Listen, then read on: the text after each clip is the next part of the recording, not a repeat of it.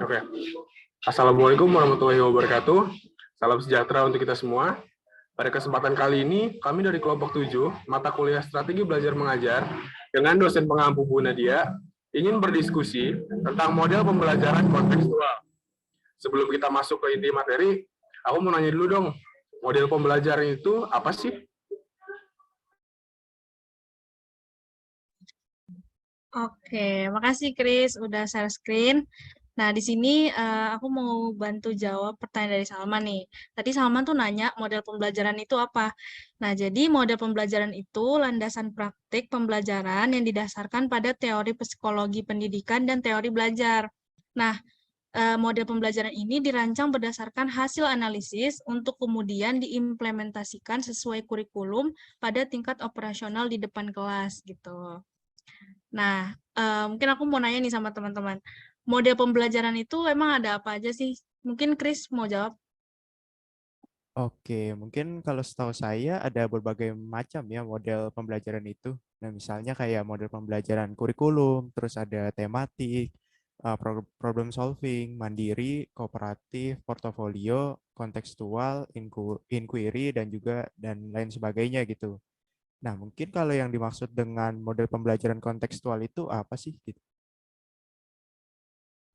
Oke, jadi model pembelajaran kontekstual itu atau contextual teaching and learning itu adalah konsep pembelajaran yang mendorong guru untuk menghubungkan antara materi yang diajarkan dan situasi dunia nyata siswa nih.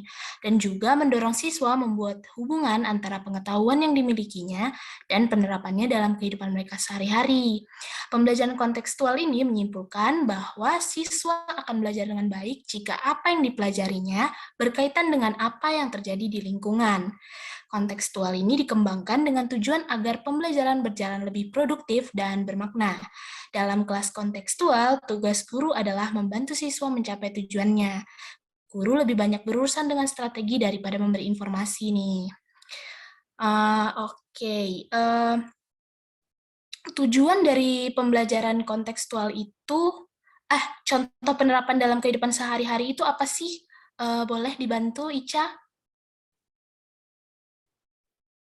Oh ya Kak, untuk contoh penerapan dalam kehidupan sehari-harinya itu, misalnya seperti konsep-konsep matematika, fisika, dan biologi yang akan berguna untuk kehidupan mereka di masa yang akan datang. By the way, tujuan dari pembelajaran kontekstual itu apa aja sih? Oke, jadi model pembelajaran ini tuh sebenarnya bertujuan untuk memotivasi dan juga meningkatkan ketertarikan siswa dalam berpikir kritis mengenai makna materi pelajaran yang mereka pelajari. Nah, caranya gimana? Caranya dengan mengaitkan materi tersebut dengan konteks kehidupan sehari-hari, sehingga siswa memiliki pengetahuan dan juga keterampilan yang secara refleksi dapat diterapkan dari satu permasalahan ke permasalahan lainnya. Kemudian selanjutnya model pembelajaran ini juga bertujuan agar dalam belajar itu nggak hanya sekedar menghafal, tapi juga perlu adanya pemahaman dari siswa tersebut mengenai materi yang mereka pelajari. Dan yang terakhir itu melatih siswa agar dapat berpikir kritis dan juga terampil dalam memproses pengetahuan, agar dapat menemukan dan menciptakan sesuatu yang bermanfaat baik bagi dirinya sendiri maupun bagi orang lain. Nah, ngomong-ngomong tentang tujuan, pasti dalam prosesnya ada strategi yang digunakan kan untuk mencapai tujuan tersebut. Menurut kalian, strategi belajar pada pendekatan kontekstual itu apa aja sih? Oke, izin menjawab ya. Kalau dalam teori kontekstual tuh strategi belajarnya bisa melalui pemecahan masalah, seperti mengajak peserta didik ke tempat yang banyak pemahaman materi, seperti perpustakaan, menjadikan peserta didik sebagai pembelajar sepanjang hayat dan mandiri, membangun komunikasi yang efektif, dan juga memberikan penilaian yang otentik pada peserta didik. Nah kan tadi aku udah jelasin ya tentang strategi belajarnya teori kontekstual. Nah sekarang kalau prinsipnya ada apa aja sih? Nah, jadi prinsip-prinsip yang ada di dalam model pembelajaran kontekstual itu ada 3, Man. Yang pertama itu ada prinsip ketergantungan. Maksudnya adalah seluruh elemen di sekolah saling tergantung satu sama lain. Nah, yang kedua itu ada prinsip diferensiasi. Maksudnya segala sesuatu di bumi ini tuh selalu berubah. Nah, termasuk pendidikan. Jadi pasti akan ada perbedaan, keseragaman, dan keunikan gitu. Oleh karena itu, pendidik harus selalu dituntut untuk dinamis dan harmonis dengan prinsip diferensiasi. Nah, yang terakhir, ada prinsip organisasi diri. Maksudnya, guru harus mampu memberikan dorongan atau motivasi pada peserta didik agar senantiasa menggali setiap potensi yang dimiliki secara optimal. Nah, ngomong-ngomong tentang prinsip, komponen apa aja sih yang ada di dalam model pembelajaran kontekstual?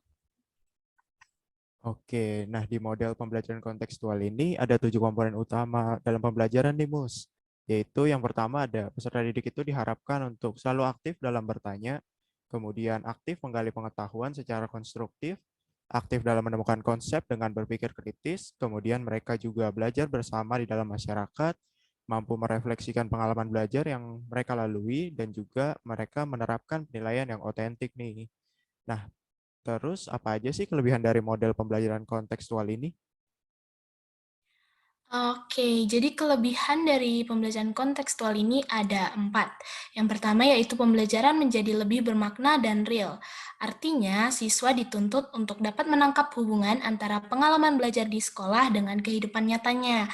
Yang kedua, peserta didik mampu berperan aktif mengenai materi pelajaran. Yang ketiga, membuat peserta didik berpikir kreatif sesuai dengan ilmu yang telah dipelajari dan dipahaminya. Yang terakhir, guru memberikan kesempatan kepada siswa untuk menemukan atau menerapkan sendiri ide-ide dan mengajak siswa agar dengan menyadari dan dengan sadar menggunakan strategi-strategi mereka sendiri untuk belajar. Nah, saya udah ngasih tahu nih kelebihannya. Kira-kira apa saja kekurangan dari model pembelajaran kontekstual ini?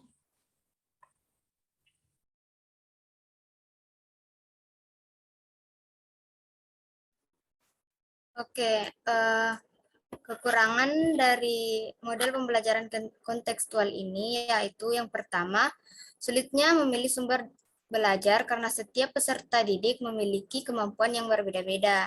Yang kedua, keaktifan siswa menjadi kunci utama dalam suksesnya metode pembelajaran kontekstual ini. Dan yang ketiga, terdapat kesenjangan terhadap siswa yang berkemampuan khusus. Itu saja. Oke, mungkin cukup sekian pembicaraan kita pada kali ini, yaitu tentang model pembelajaran kontekstual. Lebih kurangnya mohon maaf. Wassalamualaikum warahmatullahi wabarakatuh.